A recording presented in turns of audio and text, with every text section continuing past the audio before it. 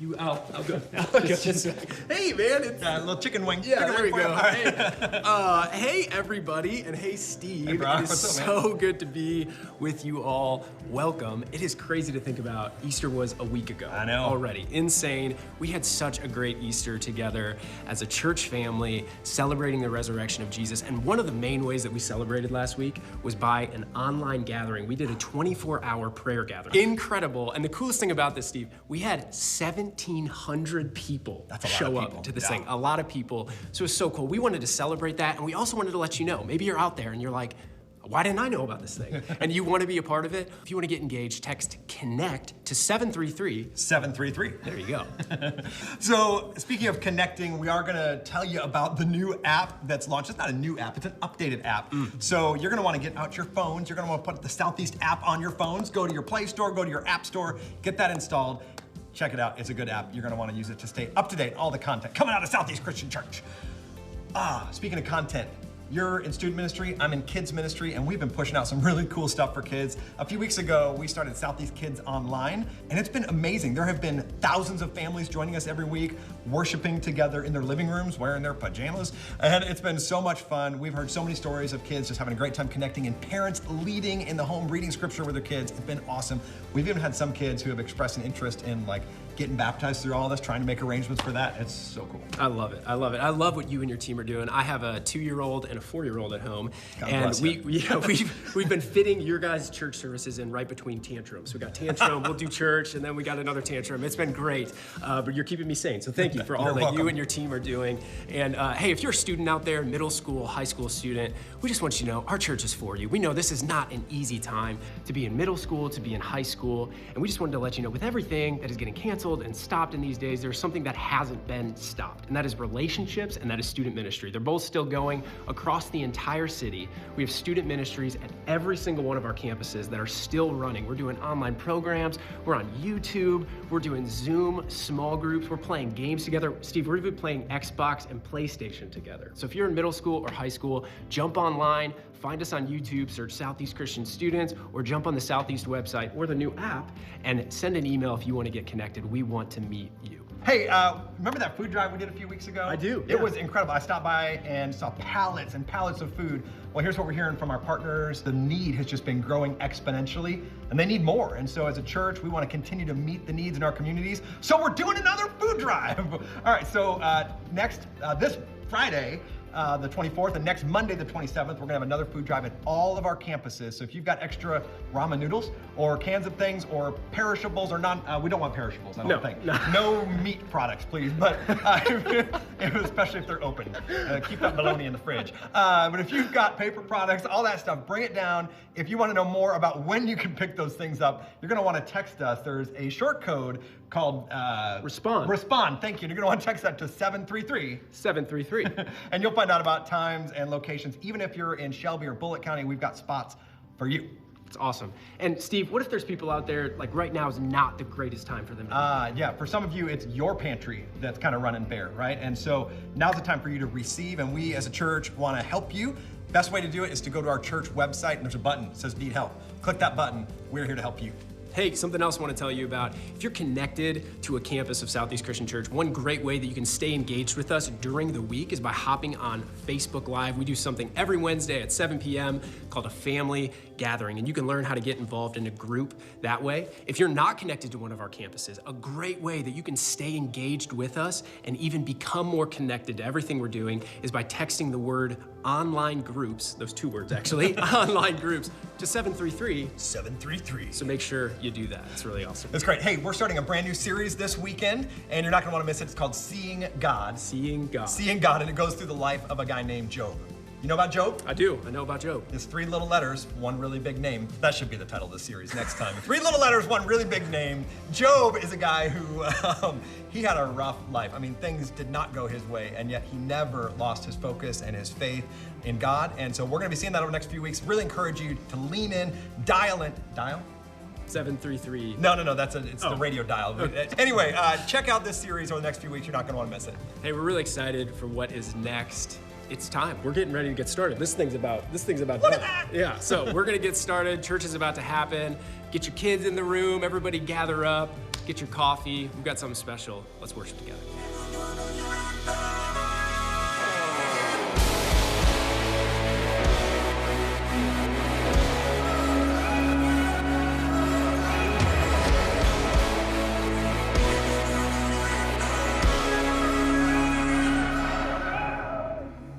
Where do I begin? You were always there beside me. When I felt no worth, you called me by my name. When the darkness comes and my enemies surround me, I am not alone. Your love will light my way. 'Cause I know that you are for me, I'm not gonna give up. I'm never gonna look back, never gonna look back. And now I'm afraid you have spoken over me. I'm afraid, and your love will light my way. I'm never gonna look back, never gonna look back. 'Cause I'm afraid, and your love will light my way. Hey.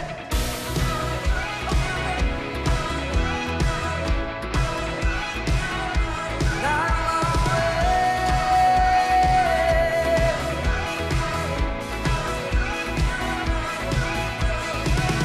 When I walk through fire, God, I know you go before me. When the waters rise, I will not be swept away, no. 'Cause I know that you are for me, I'm not gonna give up. I'm never gonna look back, never gonna look back. Now I'm afraid you have spoken over me. I'm afraid,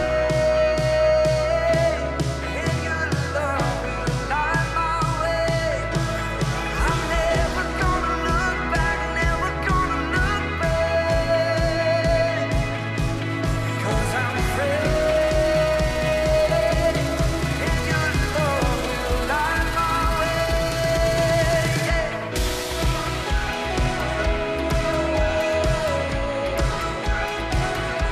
Light my way.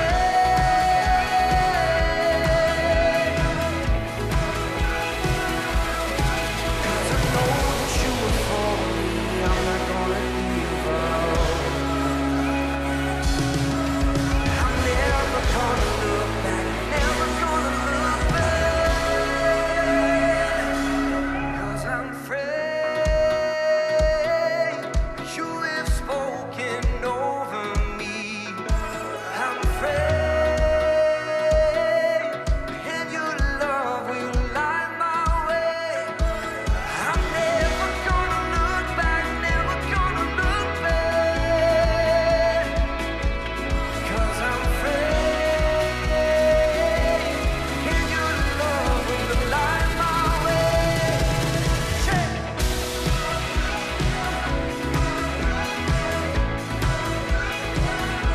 Light my way.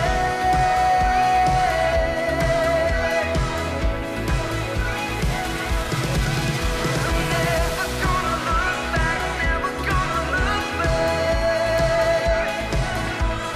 'Cause I'm afraid, and your love will light my way.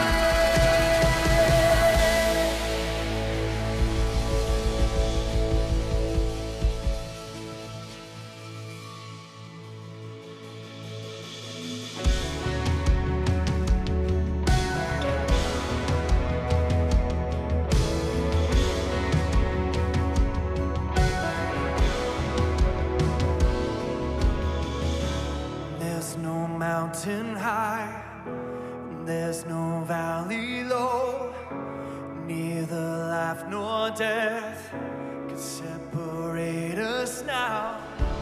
You gave it all for me. There's nothing your love can do.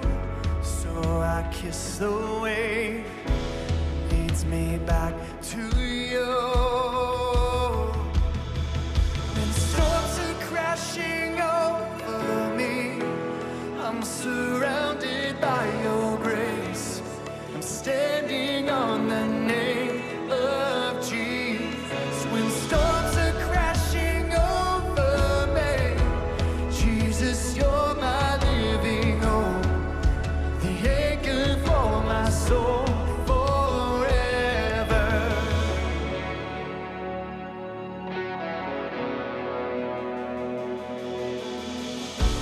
Lift my eyes to see you are with me now. You're the breath I need. You're my solid ground. You paid it all for me. There's nothing your love can do.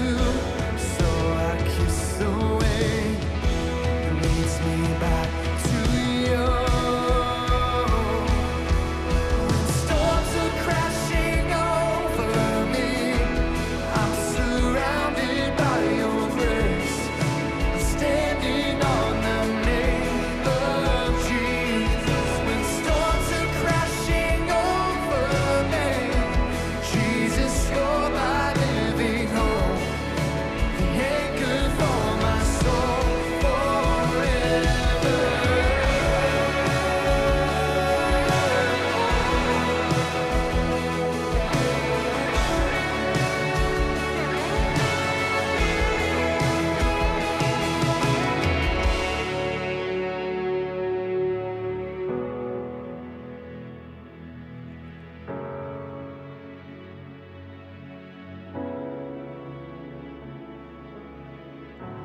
Rock of ages, cleft for me.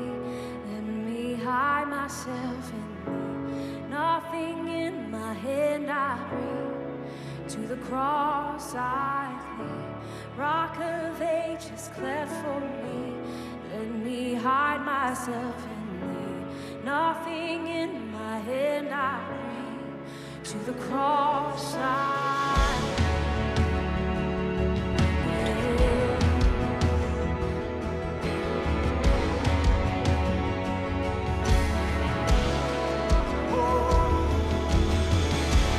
Rock of ages, clear for me.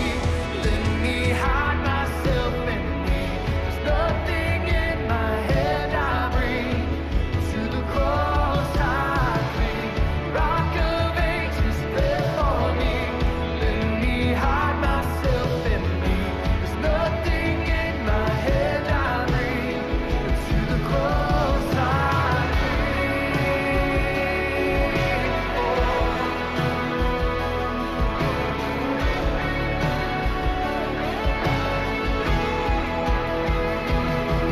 When storms are crashing over me, I'm surrounded by your grace. Standing on the name of Jesus. When storms are crashing over me, Jesus, you're my living hope, the anchor for my soul forever.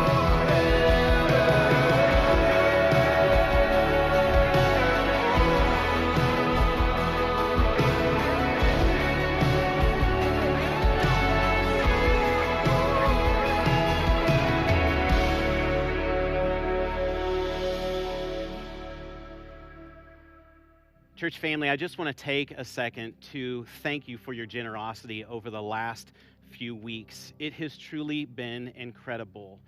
Your faithfulness in giving has allowed the light of Jesus to shine throughout our community. And as a church, we are so thankful for that. I want to highlight two stories that happened just this past week with two 11-year-olds. One who got online and was watching the sermon just like you are watching right now, and texted in on the chat that I'm hungry and we need help. And so the chat host that was there started to interact with that child to find out what was going on and to see if this was a legitimate need, and found out that it truly was. And after they got more information, they were able to reach out to the family and found out that there was a mother who was going through treatment for cancer and was unable to leave her home to get the needs that they had. And so quickly, several people got together, they gathered up the supplies that were needed, and they reached out to the family and took them some food and some other resources to provide for them. The other story is another child that was online on our 24-hour prayer. You may have heard this story. And during the 24 hours of prayer, this child gave his life to Jesus. These are two one-at-a-time stories that happened because of the generosity that you have displayed over the last several weeks. And so I want to encourage you to continue to give online. You can do that several different ways. Through your normal online giving way, you can drop your offering off at one of the campuses, or you can text the word GIVE to 733-733.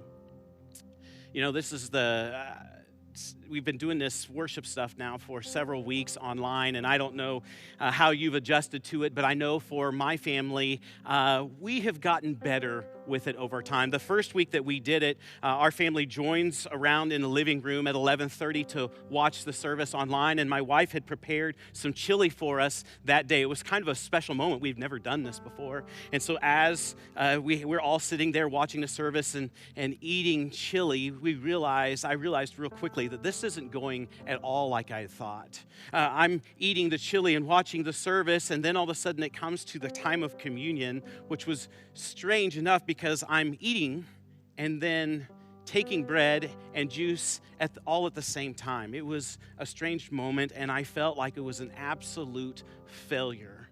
I looked over to my one son who was lounged out on the couch, and he was able to take his bread and then, without raising his head, was trying to figure out how he could drink his juice. My other son was reclined on the recliner, and he's sitting there holding his cup of juice up, aiming it to fall into his mouth.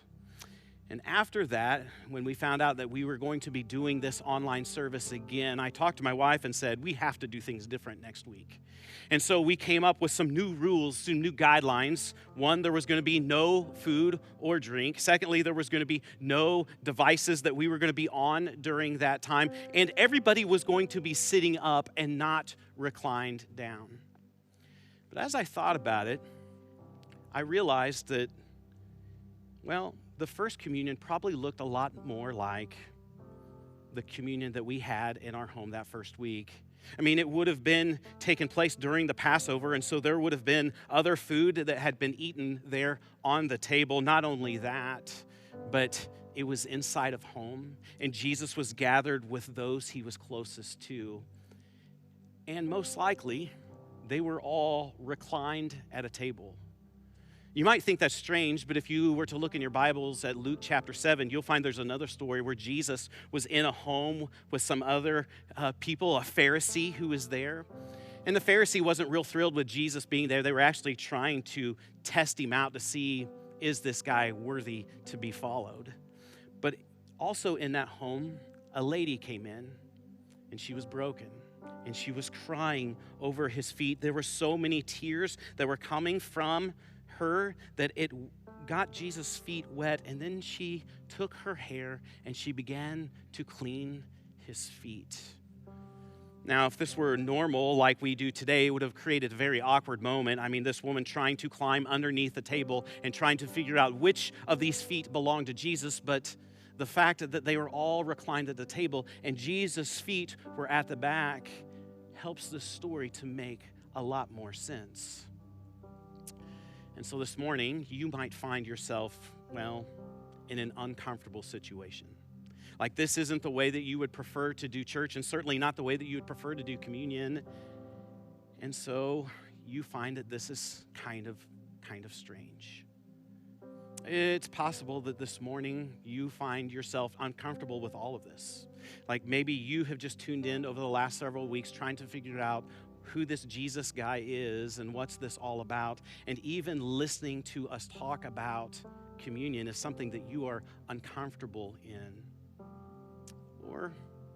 Or it's possible that you, like many of us, including myself, you realize that you are a sinner. And in this moment, you are uncomfortable with yourself because you know who you are. Well, in this moment of uncomfort, can I provide you with just a little bit of comfort? And can I ask you just to pause for a second and see Jesus for who he really is? And not only that, but would you take great comfort in knowing this, that he loves you, that he sees you, and that he has great compassion for you. And he displayed his love and his compassion when he died on the cross for you.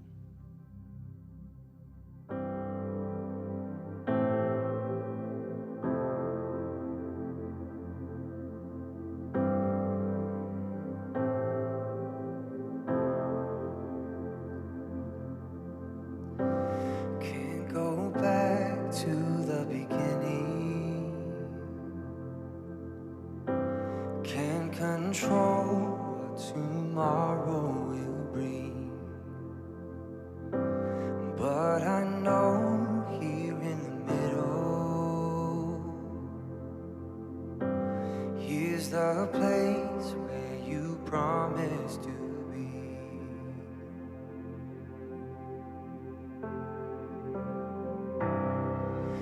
Not enough unless you come. Will you meet me here again? 'Cause all I want is all you are. Will you meet me here again?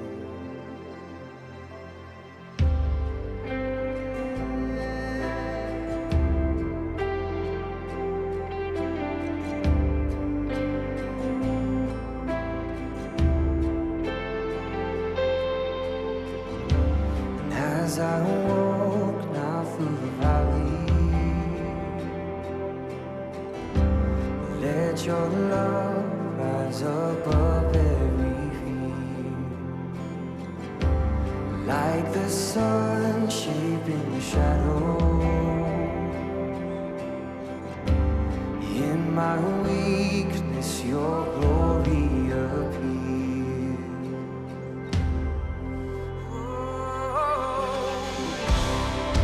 I'm not enough unless you come. Will you meet me here again? 'Cause all I want is all you are. Will you meet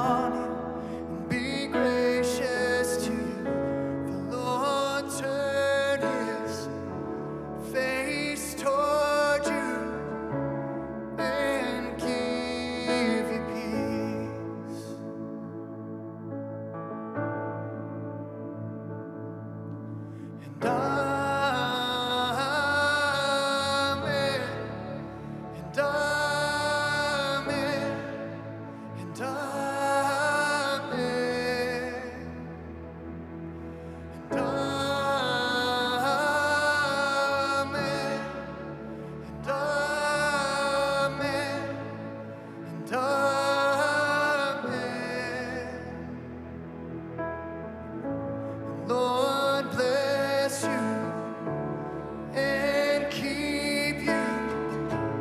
Make his face shine upon you and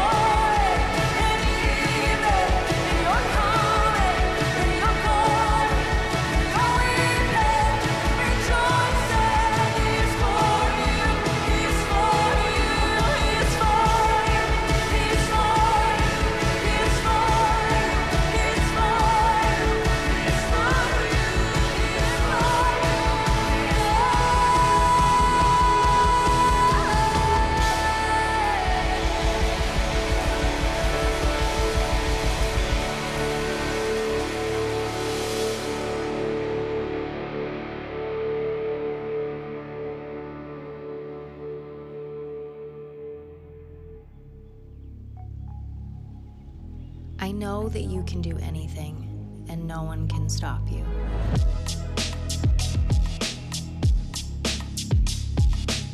I'd only heard about you before, but now I've seen you with my own eyes.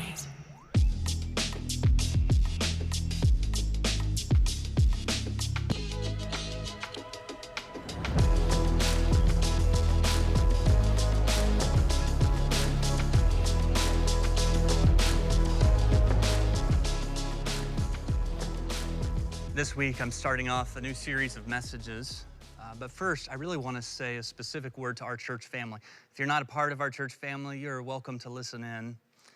But I just want to say to our church family that I have never been more proud and never been more thankful to be a part of this church. This past Easter weekend was not what any of us would have chosen, and yet God did what God does. And he works all things together for good and for his purpose. And so who would think that on a weekend where all 8 campuses were closed would be the one weekend we would have the greatest opportunity to share Jesus and the hope of the resurrection? We shared Jesus with more people than we have in the history of this church last weekend. And so I am thankful for the way that God works, that he is faithful. And I'm proud of this church family and the way that we have come together during this unprecedented time. During a time of social distancing, we have been committed enough to each other to stay connected to one another, even though it's been a little bit more effort, it's required a little bit more intentionality. If you haven't done it yet, then I wanna ask you to go ahead and download the Southeast app. You can go to your app store. It's a new Southeast app, and it will give you really helpful information, but mostly it'll just allow us to stay more closely connected to you. We'll be able to share resources with you. So if you haven't downloaded that, make sure you go ahead and download that right now. As a church family, this is a time for us to stay connected to one another, and it is a time for us to stay on mission.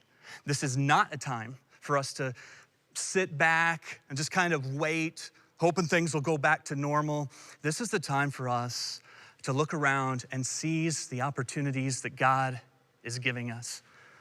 Because in the middle of this pandemic, I believe that he wants to unleash the full force of the church to love people one at a time. As you know, we are continuing to monitor both the when and the how of gathering back together in person. But I want to be clear about something. Make no mistake about this. We are currently pausing our in-person gatherings, not out of fear of catching a virus and not out of political pressure, so don't buy into that hype. We are pausing our in-person weekly gatherings for one reason. We love people and we care about our community. Now, I can't wait until we can gather back together again, but instead of spending this time fretting over exactly which week that's gonna happen, we are choosing to spend this time focusing on fulfilling the Great Commission. So let me be really clear. This is not a season where we are idling around the harbor, waiting for calmer seas. This is a season where we are going full throttle. We are raising the sails. We are catching the wind of the Holy Spirit as he is leading us into some uncharted territories. I can't wait to see what God is going to do in us and through us during this unprecedented time. And church, do not forget and don't doubt for a moment that the church is still the church. In some ways, I'm thankful that this church in this season is proving what we've always preached, that the church is more than a weekly gathering of people in a building. Because people sometimes say that about our church. They'll say, hey, yeah, at that church, it's a big church and people just go there to be comfortable or to be entertained, but they're not really committed. And every week we go into this season, our church family is proving that that just isn't true. I mean, by the way that you are caring for each other, by the way you are engaging online, by the way that you continue week after week to give sacrificially, even though I know right now it's a little bit scary and the future's uncertain. I think about the blood drive that we had this past week at 5 of our campuses, and it was full. I think about the way this church is making sure that every food pantry in this state has food for people to eat. I think about, as a church family, how we have come together to care and to support our medical professionals. And so look, we may be socially distanced, but we are not spiritually disconnected. We may be separated, but we have come together. It's because we are the church. And the Bible says the gates of hell cannot stand against the church. And if that's true, then the virus doesn't stand a chance. So now is the time for us to lean in, right? Like during the season, we're not gonna step back and wring our hands and focus on self-preservation during this season. We're gonna lean in with open hands, and we're gonna focus on fulfilling the mission that God has given us. This weekend, I'm starting a new series through the Old Testament book of Job. It's called Seeing God. And for the next 3 weeks, we're gonna study the life of Job, and here's what we're gonna discover together. That when everything in Job's life falls apart, in that moment, he sees God more clearly than he ever has before. And my prayer for us is that that would be true in our lives as well. When everything seems to be falling down around us, that we will be able to see God more clearly. Before we jump into the book of Job, I want to tell you about this game. You can download this as an app on your phone or iPad. I'm not saying you should, don't necessarily recommend it. But the game is called Pocket God, and it's part of a genre of games called God games, where you get to play the part of God. And the way this game is advertised is, what kind of God would you be? And so in the game Pocket God, you get to play the part of God where you control everything for these islanders, primitive islanders that live on an island. And if you want to, you can make the sun come close to them and it burns them up, or you can pull the sun away and they freeze to death. If you want to, you can flick them off the island and they get eaten by sharks, or you can shake it and it's an earthquake. The point of this game is that you are in control. And if you want to torture them, you can torture them. But this game brings up some questions about the true God that I think some of us are wondering, even if we don't wonder them out loud. Questions of, is God really in control? Does God really care? Because it can feel sometimes like he's out of control. And if he's out of control, then we might as well just make the most of our time on the island and not worry about anything. Or if God is in control, then maybe he doesn't care, because it doesn't feel, at least right now, that he's too concerned about what a lot of us are going through. So it can either feel like God is powerless to help, or he's powerful but doesn't care. Either way, that leaves us feeling pretty discouraged and more than a little bit helpless. And so, in the midst of this pandemic, I know that some of you are asking the question, God, are you really in control? Even the way you pray has changed. You just have more questions, don't have as much confidence. When you ask if God is in control, I know some of you ask that and it's more of an accusation, because you've got your own history and your own personal stories that make you wonder if God is really in control. But I know for a lot of you, when you ask about God being in control, it's a sincere question. Like, you really hope he is. It just doesn't feel like it right now. And so when we first learn of Job, he's coming to that moment in life where he's gonna ask some of those questions. Now, at the beginning of the book, Job chapter 1, Job is living what we might call the American dream PCV, the American dream pre-coronavirus, because his life is comfortable and it's easy and his kids are healthy and his business is booming. Everything is going well for Job. And then in chapter 1, it just starts to fall apart. And so a servant comes on the scene and says to Job, Job, all your sheep and all your goats and all your livestock have been killed, along with all of your servants. And look, in those days, there were no insurance companies. There was no government bailout. There were no small business loans that he could count on. I mean, he woke up that morning and everything was normal and predictable. Everything felt under his control, but by the time he went to bed that night, it was a wreck. He had lost everything. And he was probably at this place where he thought, it can't get any worse than this. Like, everything has fallen apart. But just as he's thinking that, there's another servant that comes on the scene, and the servant says, Job, I don't know how to tell you this, But your sons and your daughters, and all of your children, they were at your oldest son's house, and a great storm came, and that house collapsed, and all of your children have died. And so he's lost everything. Never could have imagined that this would happen to him. And Job chapter 1, verse 20, after he's received this news, ends a little differently than you might expect. It says that Job stood up and he tore his robe with grief, and then he shaved his head and he fell to the ground to worship. He worshiped. And he said, I came naked from my mother's womb, and I will be naked when I leave. The Lord gave me what I had, and the Lord has taken it away. Praise the name of the Lord. So in this moment of loss and grief, he still worships. He acknowledges God's power and God's sovereignty, and he puts his faith and his trust in God. But things don't get better from there. He begins to experience even more pain. He begins to experience physical suffering and illness, and he's got people around him who are just tearing him down. Like his buddies come around him and say, hey, Job, what did you do to make God mad? You must have done something to cause all of this. And his wife tries to convince Job that God has turned his back on them. And she says to Job, just curse God and die. Just be done with him. And so Job keeps his faith, but he starts to ask some questions. He begins to question God. God, do you really care? God, are you really in control? Do you see what's happening?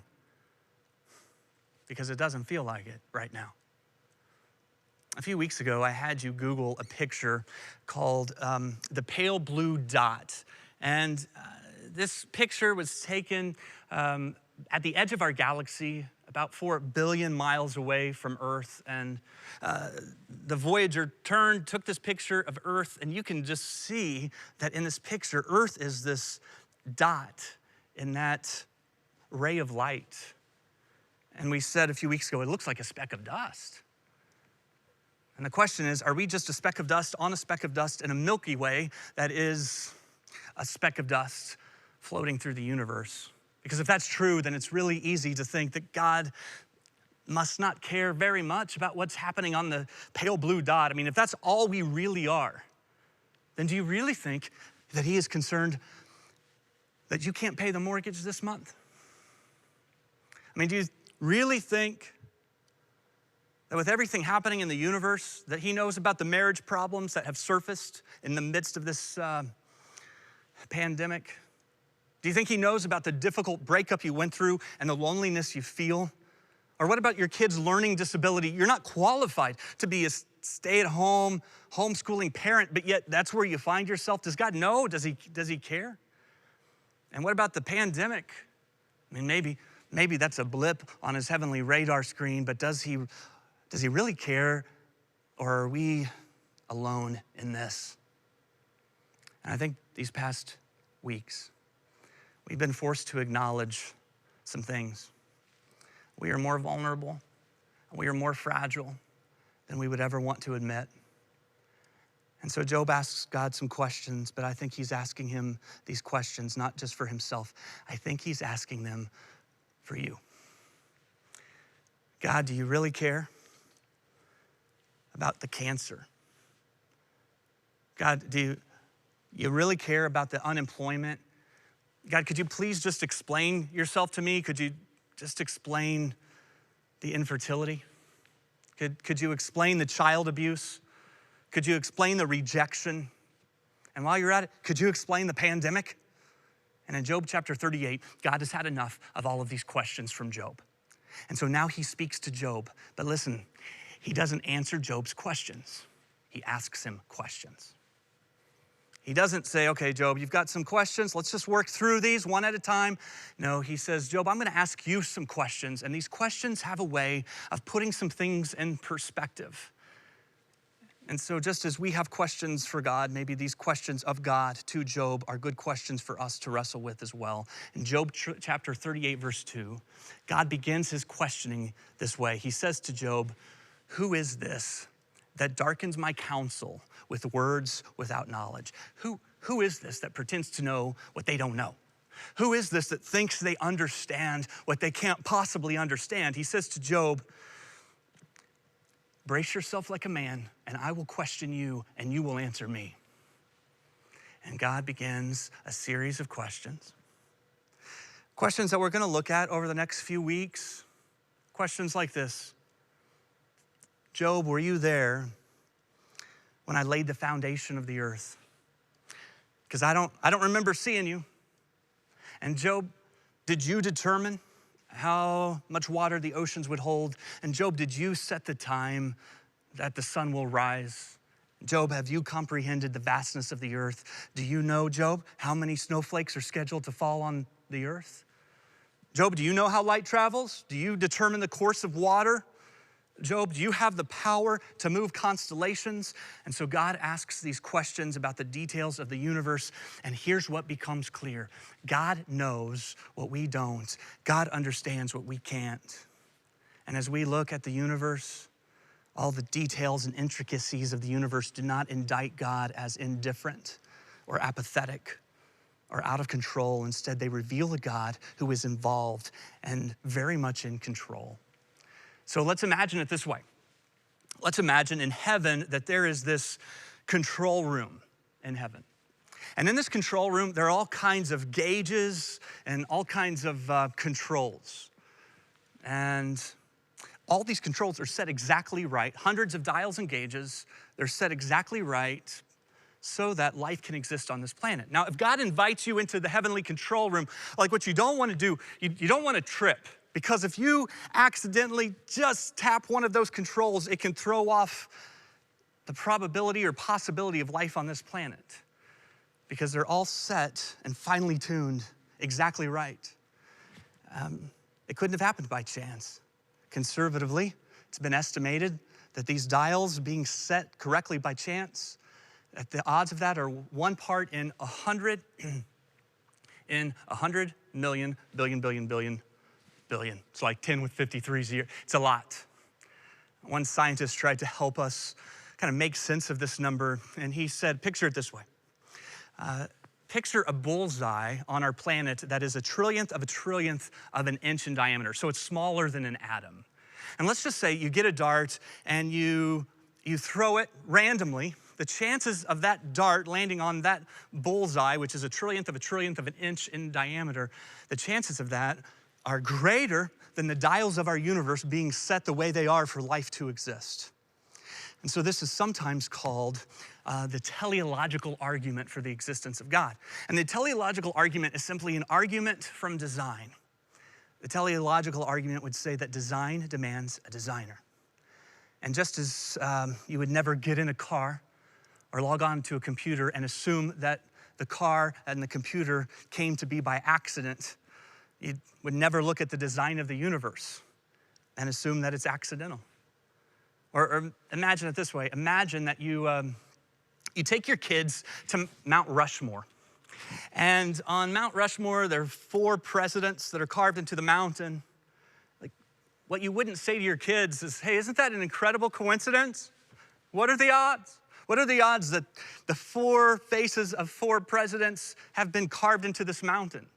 No, I mean, you would immediately know, a child would immediately know, somebody did that.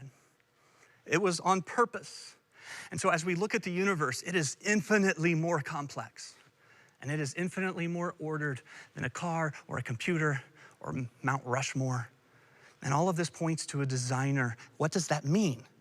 It means that in moments like these, we have a confidence that God is in control. And though we live in a fallen world where the virus of sin has spread throughout the system, we are confident that God is in control and he is working things together for good. We are confident that his hand is on the dial. So I want us to look at just a few of these dials together.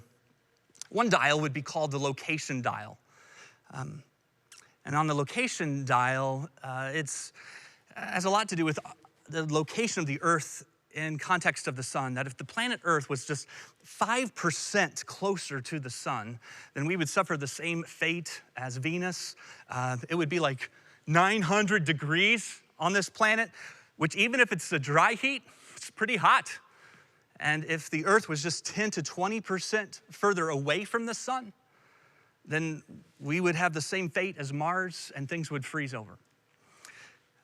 Think about the Earth in relation to the sun, not just with distance, but in size. Right? The sun is 1 million times bigger than the Earth. So you could literally fit 1.3 million Earths inside the sun. Here's where that matters. If the sun were a little bit smaller, let's say the sun was the size of 90% of the other stars in our solar system, then the Earth would have to be closer to the sun in order for us to survive. But if we got closer to the sun, the gravitational pull of the sun would lock our planet into place, and half of the Earth would be scorched and lifeless, and the other half would be frozen over and dead. And there are all kinds of these fine-tuned dials. We could talk about the dial called gravity. And if that dial were off even slightly, we would cease to exist. Stars would become too big or too small. The moon would become an issue. Like, the moon is precisely the right size and distance from the Earth. If the moon moved closer to the Earth by a fifth, just a fifth, then twice a day we would have tidal waves 35 to 50 feet high that would cover most of our planet. Consider a dial called the crust of the Earth. If the crust of the Earth were thinner or thicker, it would throw off the magnetic field, and if the Earth's magnetic field were weaker, our planet would be devastated by radiation. If the magnetic field were stronger, our planet would be devastated by electromagnetic storms. And don't forget about the atmosphere dial. The atmosphere dial, of course, is this protective blanket that surrounds the Earth, and it's made up, if you remember, it's made up of nitrogen, oxygen, and carbon dioxide. But what's so intricate about this is it is the exact right balance of gases. If one of these gases were off even a little, it would create this either severe greenhouse effect, or we would be bombarded by cosmic radiation. Consider the label dialed rotation. The rotation of our planet. Our planet, Earth, it rotates on its axis at 1,000 miles an hour. And we're orbiting the sun at 70,000 miles an hour. And there are times when the sun comes closer to the Earth, and at that time, the Earth starts to spin faster, so it won't be drawn too close to the sun. There are times when the Earth gets further away from the sun, and the Earth slows down so that we still have these seasonal changes. And if you think about the Earth rotating, it gets off of a straight line by 1/9 of an inch every 18 miles. So every 18 miles, it gets off 1/9 of an inch. But what's unbelievable is if it diverted from its axis, from its course, just 1/8 of an inch every 18 miles, we would be too close to the sun and we would be incinerated. If it diverted from its course 1/10 of an inch every 18 miles, we would be too far from the sun and things would freeze over. Now look, there are all kinds of dials like this. There's dozens of them. There's hundreds of them. I've heard someone try to explain these dials by saying, hey, it's unlikely, but these things happen by chance. And so you could look at one of these dials and you could say, hey, the chances of that dial being set exactly right is about 1 in 10 million. And it's unlikely, but it happens. It's like the odds of winning the lottery. 1 in 10 million, but somebody wins. Okay, I'll give you that, but let's say that someone goes out and wins the lottery 2 times in a row. And that's pretty lucky. Let's say they go out, they win the lottery, and they win it the next day, and the next day, and the next day. For a week, you might start thinking, well, maybe something's going on here. But let's say they go out and they win the lottery 200 times in a row. You'd start to wonder, right? You'd start to wonder if there's more to it than luck, more to it than chance. And these are the numbers that we're talking about when we talk about the dials of our universe. And so they reveal a God who is very much in control. The father of rocket science, Dr. Wernher von Braun, came to this conclusion. He said, as I became exposed to the law and order of the universe, I was literally humbled by its unerring perfection. I became convinced that there must be a divine intent behind it all. He goes on to say, my experience with science My experience with science led me to God. But must we really light a candle to see the sun? In other words, we could talk about these dials. We could go to great length to discuss the scientific discoveries, but must we really light a candle to see the sun? I mean, isn't it obvious? And this is what David proclaims in Psalm 19. The heavens proclaim the glory of God, and the skies display his craftsmanship. Day after day, they continue to speak, and night after night, they make him known. They speak without a sound or a word. Their voice is never heard, and yet their message has gone throughout the earth, and their words to all the world. If you will, in the middle of everything that's happening, step outside one night and look up into the sky. God is shouting to you a message. He is powerful. He is in control. And things right now may feel like they are spinning out of control, just as sure as our earth is tilted at 23.5 degrees and spinning 1,000 miles an hour. Like that's what it might feel like in your life right now. But God's hand is on the dial. And there's all kinds of evidence that we could point to, all kinds of evidence that demonstrate that God is in control. I think, though, the problem that we have with this whole idea is probably the same problem Job had. It's not necessarily whether or not God's in control, it's that we don't really like how he's controlling things. If it were up to us, if we were in that room, if our hand was on the dials, then we would change some things really quickly. I mean, we would do some things differently. But here's what we're going to discover in the next few weeks. And there's so much comfort in this, that we worship a God that is so much bigger than we are. He sees what we can't. He knows what we don't. Should he somehow reveal the answers to us and let us see the plan that is unfolding throughout history, we wouldn't be able to understand or comprehend. And there's something very comforting about worshiping a God that big. And so my prayer for you, my prayer for me during this strange time is that we would finally realize we are not the ones in control. You're not in control, and you never were. And my prayer is that as you realize that, as I recognize that we would see God clearly, maybe for the first time. Because at the end of Job, at the end of his story in chapter 42, after he's gone through all this pain and suffering, and after he has sat and listened to God ask him all of these questions, Job 42 verse 5, Job prays and he says to God, God, my ears had heard of you before all of this, but now my eyes have seen you. Something happened to him. His world fell apart and he went from hearing about God to seeing God. He went from knowing about God to knowing God. And it changed his relationship with God. And that is my prayer for all of us, that in the midst of this, we would know God in a way that we never have before.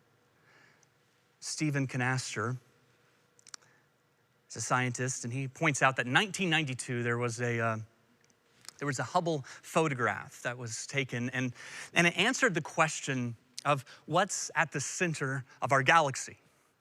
So for years, scientists correctly speculated that at the center of our galaxy was this black hole. And a black hole, of course, is this, it's a region of space in which the gravitational field is so powerful that nothing, including light, can escape its pull.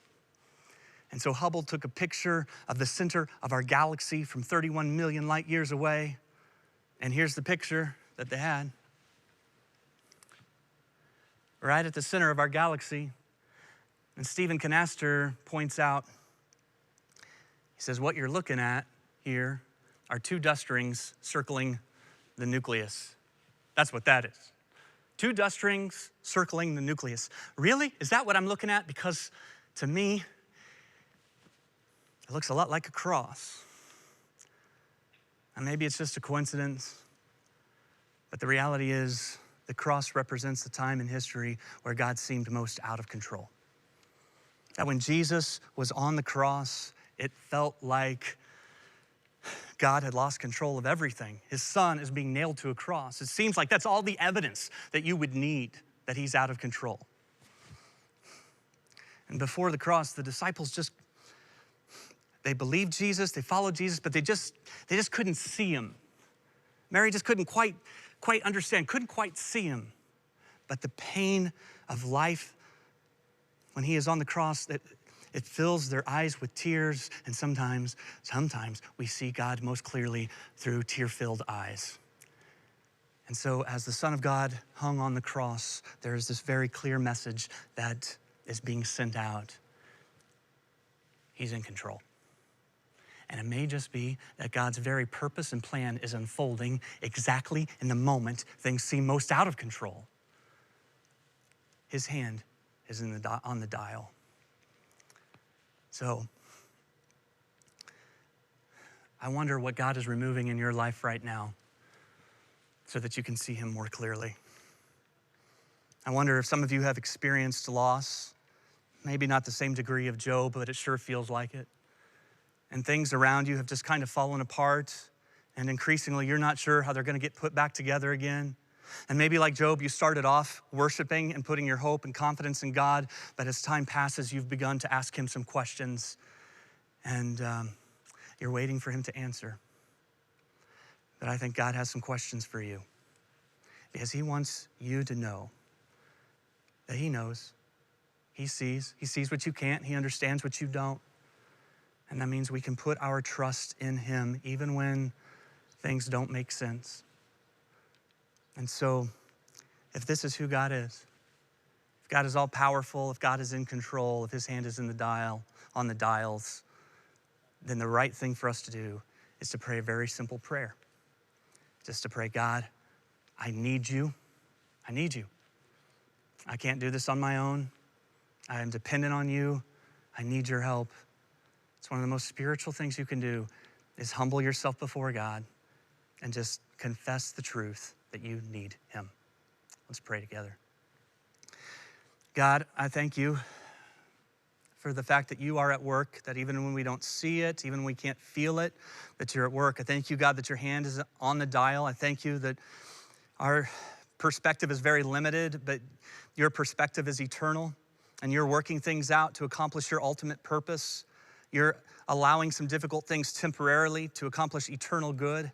And God, I pray for everyone listening to this, that in this moment, they wouldn't waste this time. They wouldn't waste the pain or the struggle. I pray, God, that they would see you. And when they see you, when they get a glimpse of you, I pray that together we would just cry out and acknowledge our need for you.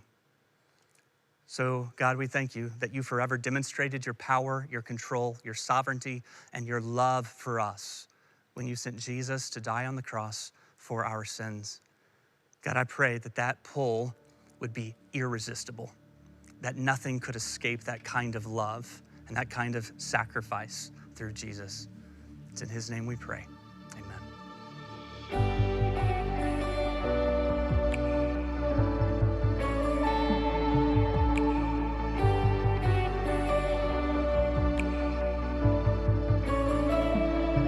Lord, I come, I confess, bowing here, I find my rest. Without you,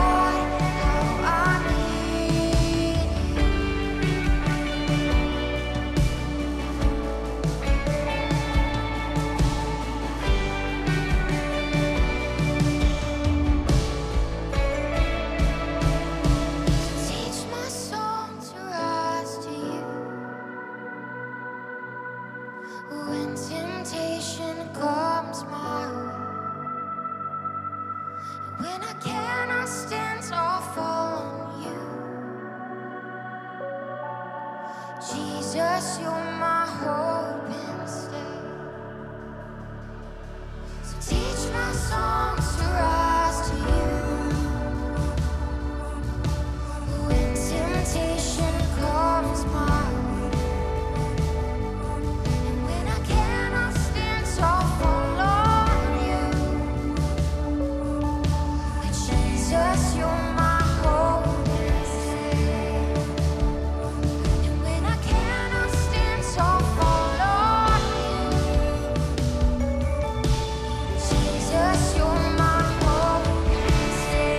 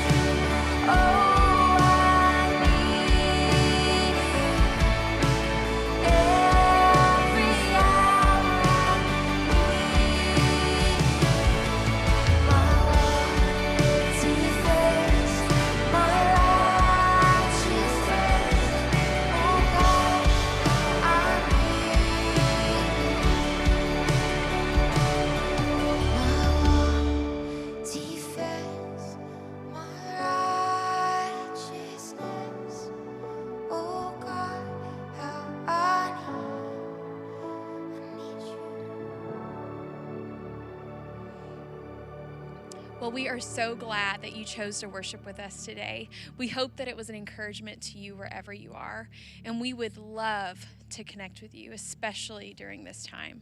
So if you need prayer or want to know more about what it looks like to follow Jesus, simply text the word CONNECT to 733-733.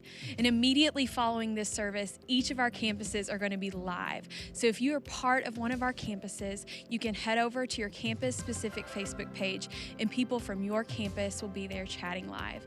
And if you aren't part of one of our campuses, you can stay right here and chat with our Southeast online team. Either way, we want to connect with you and keep this conversation going. Again, thanks for worshiping with us today. We love you, and we'll see you next week.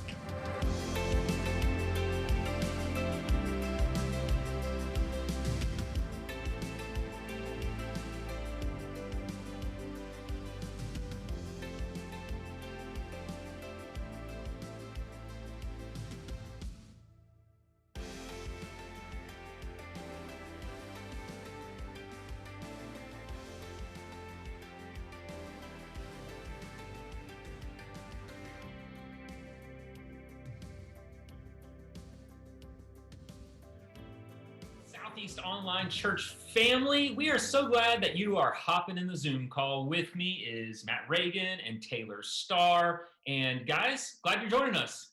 Yeah. And I'm so happy so many of you are hanging in right now. I've got Facebook up and I see Teresa and Candace and Rachel and Tina and Sue and so many others. Will you comment in? I love that question that Kyle was saying right there at the very end. I'm going to spin it around and then hear from a few of you in the comments. Was what does God what was God removed so that you can see him more clearly in this time? You know, so much about Job's story was, you know, you strip away everything that you trust and control because you realize it's an illusion. Isn't that so true? So let us know, how are you responding to today's message in the comments? I'm gonna check in with my friends and then we'll check in with a few of you. Taylor, what'd you see? Yeah, I think, man, well, one, that whole control thing. I mean, I clearly have control issues. Week one of all of this, I just realized, like, from being a mom and working at home to trying to control the amount of times my 4-year-old pops up in a Zoom call to my husband's business being affected by this all. Like, we've got nothing at the end of the day. And I think I'm learning after like 5 weeks of this that he knows what he's doing. That's what, Kyle totally did such a good job of just pointing to that he's in control. he's the one that should be in control. And yeah, Yeah. so let's just let him. I love what I think it's Viola said on Facebook that connects to that. Says Yeah. obedience is hard when I feel blind. Mm-hmm. It's really hard to obey when Yeah. you're blind to what God could be doing. I can only think that Job Yeah. had to feel that way with all his losses. Matt, what stuck out to you? Absolutely. Yeah, I think he hit on the head. Especially when it came to us all wanting to be gods and the pocket God game, which my kids were very quickly trying to find on the app store. And I think I know is exactly Kyle's goal, right there. Right. Yeah. I think one of the things absolutely we recognized here is that a couple things. Number one, we'd be a terrible God. Number two, we have I have 5 kids and a house full of people. And here's the reality: we actually can't all be God.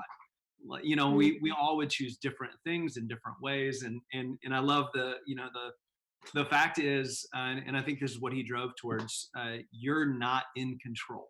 I think that's what we've all learned. You're not in control. And come to find out, like Job found out, you never were. You never really were in control.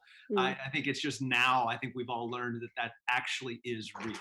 It's so true. There's moments where when things are happening where we expect them to, we feel in control. We almost feel like, we're our own God. And I love it. Claudia just wrote in Facebook. She said, we need God. And when things are cruising along, you don't feel that. Taylor, how has this time really impacted? I know in the other hours you were sharing a little bit about your husband, but tell this hour a little bit. How has this personally impacted the two of you? Yeah, so my husband owns his own business, and this time has completely shut that down. And so that's a hard thing to just all of a sudden go from we've got this to oh, we don't have it at all. But I think for me watching him, that it becomes real personal real quickly, and I'm sure anyone that's going through job crisis right now, it's just hard not to let it affect your identity. And so to speak truth over him of who he is, that he's so much more than being a filmmaker, but two, to like allow him to, it's allowed anxiety to creep in. And I'm so quick to be the one to say, hey, he's got this. But right now he also just needs someone to lean into that. And so to give him space to be whatever, and then let's like open our palms up and ask God for this. Yeah. But I think one big thing, I said this the first hour, but it's just so true that I'm really just trying to keep on the forefront is COVID-19 is not a reflection of who our God is. And I think for so many, even some of these comments of just desperation of like how we're his children, doesn't he see that? Like, it's not a reflection of who he is. It's a reflection of our brokenness. And so the way that we can see God during this is to find the moments where God, what he does is he takes broken things and he makes them beautiful. And so what broken things do you see being made beautiful? What are the beautiful things? That's who God is. And, Yeah, I think so that's just such a really keeping that powerful reminder is that while things happen here on earth, one day they won't. Yeah. But also, he can take anything and make it beautiful. And, we're reminded of that. I love Lily on Facebook just shared, I think, Hebrews chapter 11, and she's referencing the faith chapter where it is important to look back. Matt, as I spin over to you, Job's sitting there in his mess. Mm-hmm. And God goes into this moment where he's trying to say, where were you when all, and Kyle goes through all the complexities of how awesome God is and how, I think about your life and my life, it's complex sometimes to run the family schedule. And as our children look at us, they go, how can you not let me do that right now? And you're like, how do you not get the whole operation of what's happening right now? Even just getting it quiet for this moment for all three of us, we were joking just before, was hard to get our homes quiet just to hop on this moment. How do you respond to that when you go to the Job line? Who are you? I do think of my kids. I think about how, they're so overwhelmed with these tiny little things, right? They seem massive to them. They seem huge to them. And I think for us, here we are overwhelmed about all of these things that A, we can't control, and B, in the scope, with all his dials and all those conversations, none of us are thinking about the fact that with a tiny little shift of inches that we're off in the stratosphere and we're either, burning up as a planet or freezing. Like, the amount of things that he has in control are amazing. And while we are overwhelmed with these tiny little things, I think sometimes he wants us, and I think he did this with Job, right? He just says, hey, listen, I wish you knew it all, because if you knew it all, you let go quicker and you'd just be overwhelmed with my power, with my majesty, with my might, with my kindness, with my love. And I think we get overwhelmed, and it's almost like he steps back in and says, listen, y'all, you're getting like this much of it. I wish you knew everything, because if you did, you would, this little thing wouldn't overwhelm you. You'd be overwhelmed with me. And Yeah, and I just love that, you know. That's good. one of the things I love too during this season that's brought out, at least digitally, is I think Matt, you mentioned this maybe the last hour we were on this, is how we've watched people share prayer requests, and early on people, might like it or heart it or something on Facebook or whatever the platform is, and now we're seeing prayers written out, and it's fun. I just saw Kathy praying for Claudia that was sharing. I love seeing our community interact in that way. Taylor, I saw something with Tina said on Facebook. Share that with us a little bit, and I'd love to hear your thoughts from Tina. Yeah, Tina said how perfect he is. It is so hard to give up control while on earth when he has been in control all along, just for us to let go. I love our church. And so seeing people love our church, that this is literally people's community right now. Which is so cool. Emily, who's an ER nurse, just said, I'm so grateful that I get to have this time to worship online before going into work. Yep. Thank you, Lord, for protecting us and watching. And so Emily, who's a frontline worker, thank you, Emily, for all that you do. Thank you, frontline workers. But this gets to be a space where you get to be encouraged and filled up before you go in and literally are on the front lines for us. For sure. Lynn on our website, watching in our church online website, says, I feel that this time in history has taught me the true meaning of humility. I have never felt more humble in my life than right now. And I've sincerely learned that God is in control and not me.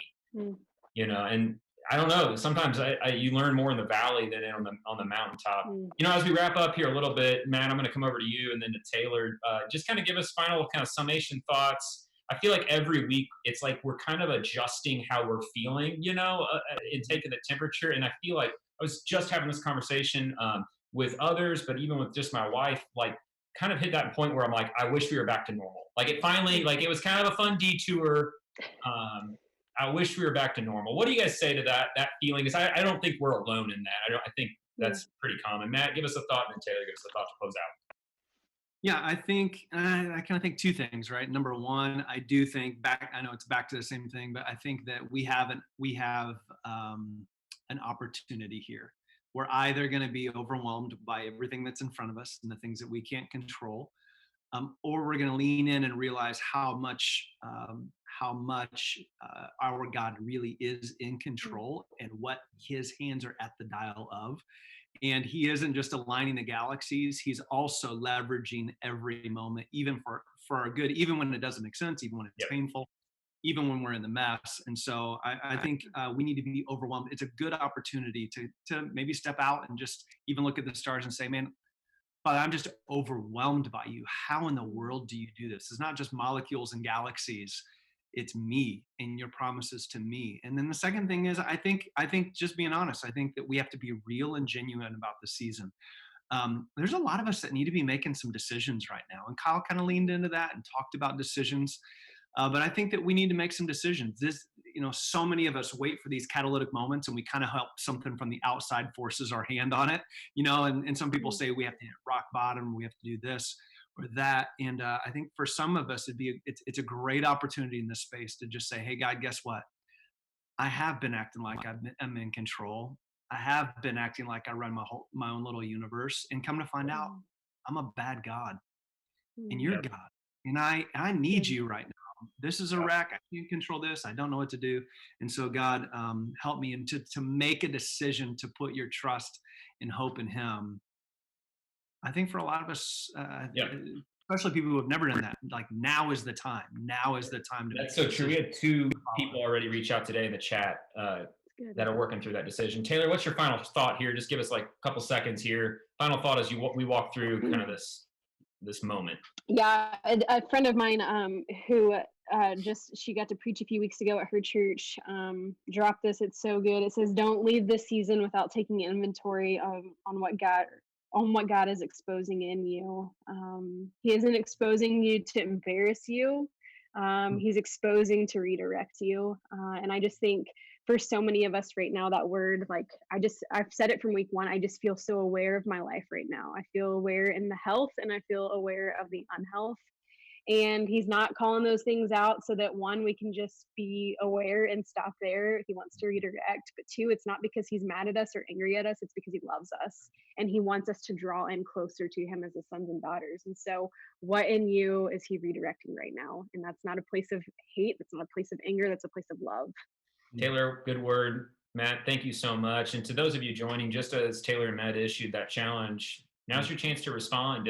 If you want us to come alongside you and help you in that journey, pray with you, connect with you, answer a question, maybe you have some life stuff happening, we'd love to reach out. Send us an email, southeastonline@secc.org. It'll be in the chat wherever you are, and we'll follow up with you. Love to journey alongside you. Other than that, glad that you're here. We're going to be alongside you for the ride. Stay connected on socials, and we'll see everybody back, same places, same times next week with Southeast Online. See ya. See you, Steve. You stay.